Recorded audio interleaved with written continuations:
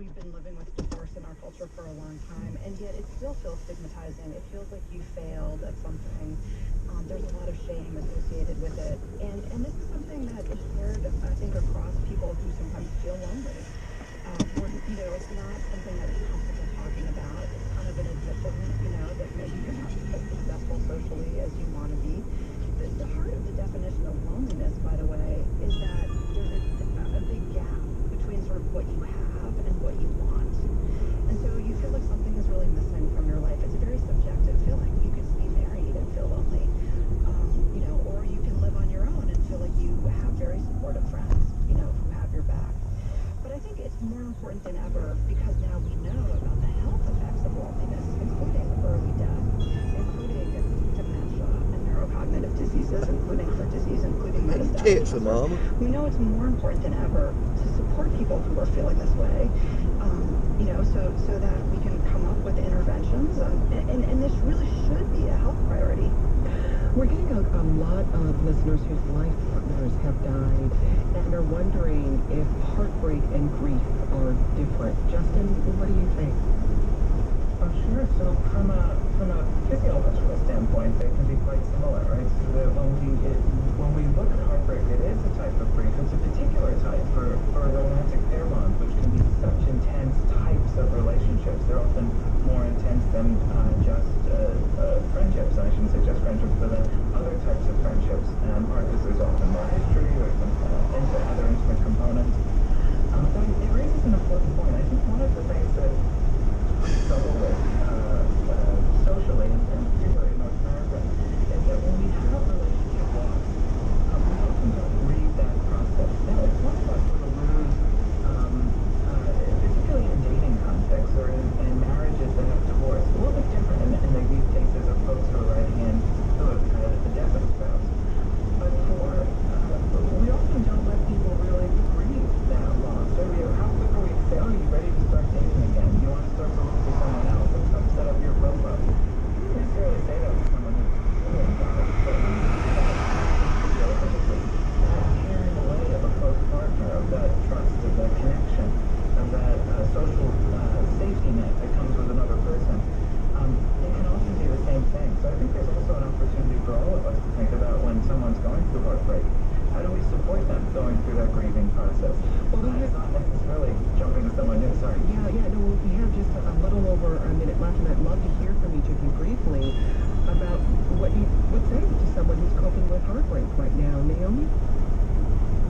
I think what I would say is just to know that it is totally normal and it's part of our DNA as human beings to feel pain in response to the severing of any kind of social connection. It's an adaptive process. It keeps us, typically it keeps us bonded to other people. If we feel pain when we're separated, we want to reunite.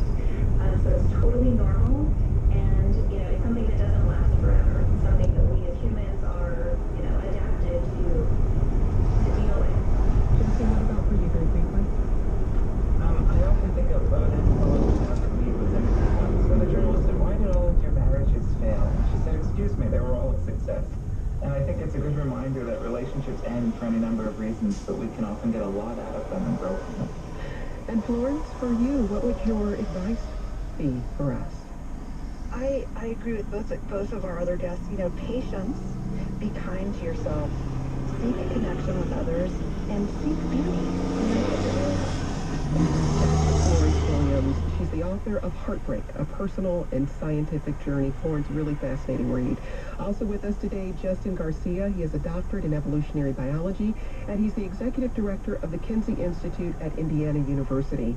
And Naomi Eisenberger. She has a doctorate in social psychology, and she's a psychology professor at UCLA. Florence, Justin, Naomi, thank you so much for your time. Thank you. Yeah. Remember, we are on Instagram. You can follow us at The 1A Show. Today's producers were Catherine Fink and Rupert Allman. This program comes to you from WAMU, part of American University in Washington, distributed by NPR. I'm Jen White. Thanks for listening, and we'll talk more soon. This is Women.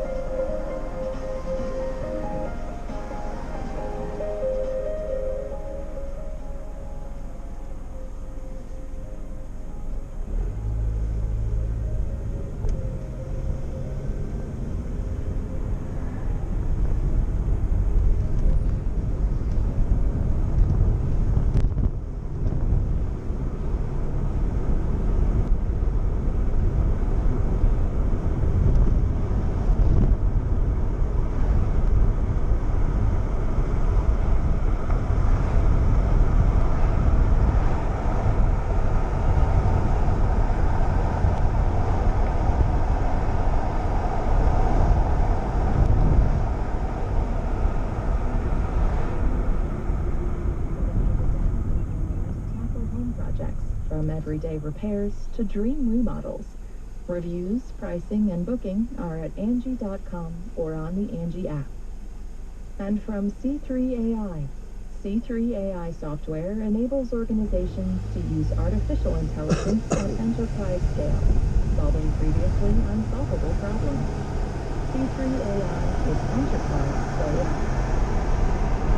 Experts are warning that so-called strongman leaders are getting more and more popular. Russia's invasion of Ukraine is just the latest example of an authoritarian leader making a deadly call with little to no checks or balances. What happens when we shift away from democracy, and is there a way to shift back? Stopping the slide towards strongmen. Next time on 1A.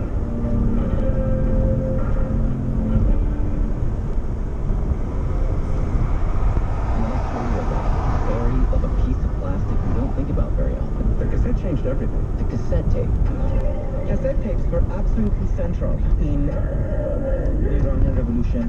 The impact on China was just utterly profound. I mean, you can draw a clear line from the cassette to the internet. No. Absolutely. Join us for the fourth and final episode in our four-part series, Mixtape. Tonight at 11 here on South Carolina Public Radio.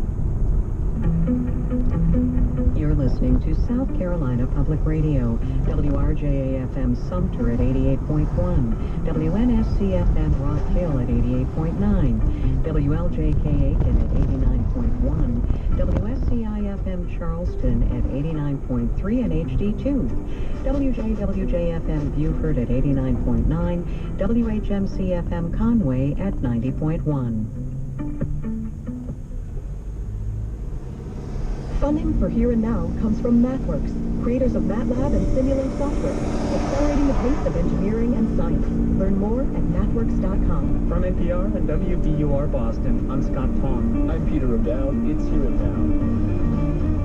Coming up, President Biden announces a ban on Russian oil imports, turning up the pressure on Vladimir Putin. This is a move that has strong bipartisan support in Congress, and I believe... Wow, I ain't seen a train go across there in years. Families and war crime Wow. investigators are combing through deadly wounds. Ian is Cameron filming the destruction to gather evidence for a potential war crimes case against Moscow. And the U.S. may not have troops on the ground, but intelligence agents are busy, and revealing Putin's war plans to the public is a bold new step in the annals of U.S. spycraft. If they reveal intelligence, they might never get that intelligence from those sources again. This was a big, big deal. The news is first. Live from NPR News in Washington, I'm Lakshmi Singh.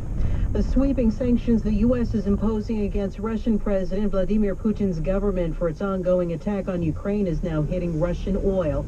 President Biden moments ago from the White House. We're banning all imports of Russian oil and gas and energy. Something happened there. That means Russian oil will no longer be acceptable at U.S. ports, and the American people will deal another powerful blow to Putin's war machine. Biden says the current crisis should motivate the U.S. to speed up its move to cleaner energy and become more energy independent. He warned oil companies not to engage in excessive price hikes. U.S. consumers are already paying heavily for gasoline. The average price has increased 55 cents over the past week to $4.17 per gallon of regular gas. Biden warns the prices are expected to keep climbing as a result of its energy sanctions against Russia. Ukrainian officials say Russian military strikes destroyed 2 oil depots in central Ukraine. NPR's Ryan Lucas reports this comes as Russia continues to shell cities and infrastructure across the country. Ukrainian state emergency services say one of the oil depots was in the city of Zhytomyr and the other in a town just to the north. The agency says the strikes caused fires that forced nearby apartment buildings to be evacuated. Meanwhile, it's in the northern city of Russian.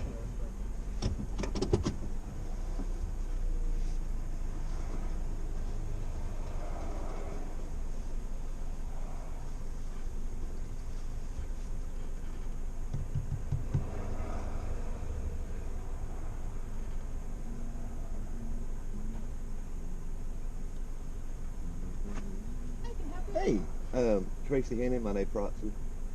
Tracy. Hannon, Hannon.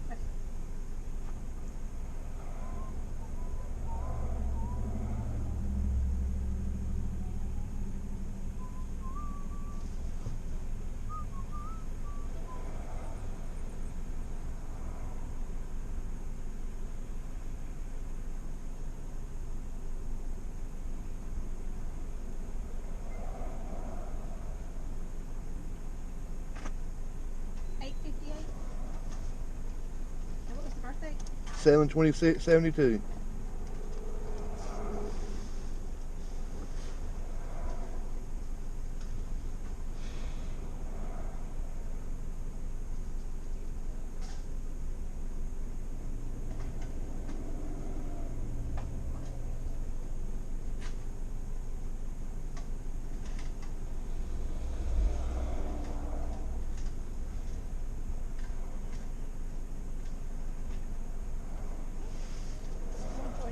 Thank you.